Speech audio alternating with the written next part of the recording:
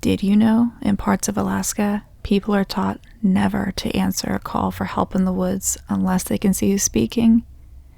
Because sometimes it's something that learned to sound human. In Alaska, the wilderness doesn't feel empty. It feels listening. The trees don't crowd together.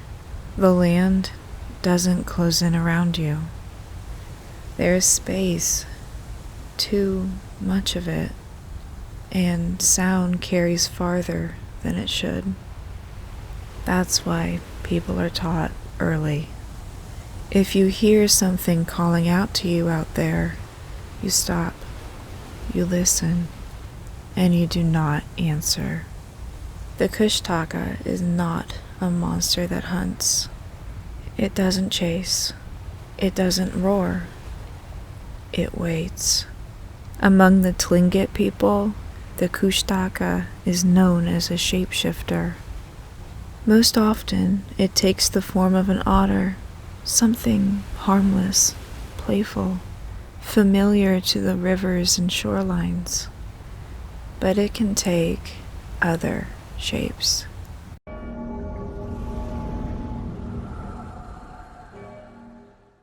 A child standing alone, a person you recognize seen only briefly between the trees, a voice calling your name in the exact tone of someone you trust.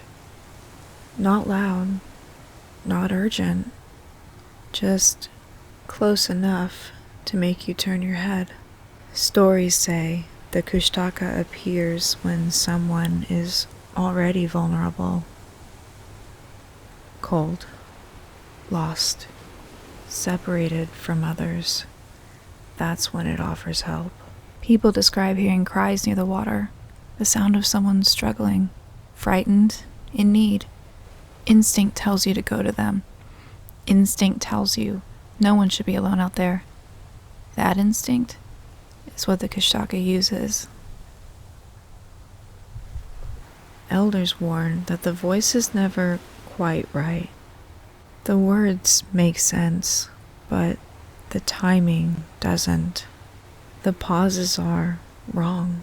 The emotion comes a beat too late, like something practicing. Those who follow the sound are said to wander farther from familiar paths, deeper into brush, closer to water. The Kushtaka doesn't drag people away. It walks beside them. Some legends say it leads people until they collapse from exhaustion or cold. Others say it convinces them to cross rivers they shouldn't, or step onto ice that won't hold. And some say the Kushtaka offers shelter, a place to rest, a place to be warm for a while. That is the most dangerous part, because those who accept its help are not always killed. Sometimes they come back. They found a hunter once sitting near the river at dawn. No signs of injury, no signs of struggle. He said someone kept him warm, but they are not the same. Stories tell of those who are found days later, alive, breathing, unharmed, who no longer recognize their family, who avoid sunlight, who refuse food, who stare too long at moving water. They don't speak much about where they've been. When they do, their stories don't line up. They say they were safe. They say someone took care of them. They say they were shown things. Elders say the Kushtaka can steal parts of a person, their will, their memory, their sense of belonging to the human world. Not as a punishment, as an exchange. The Kushtaka is not evil in the way outsiders expect. It doesn't see humans as prey. It sees them as materials. That's why there are rules. Never follow a voice you can't see. Never approach crying you didn't witness begin. Never trust help that comes alone. And if you think you recognize someone in the woods, you stop. You wait. You let them come to you. If they don't, you leave. Alaska is full of stories about people who vanished without struggle.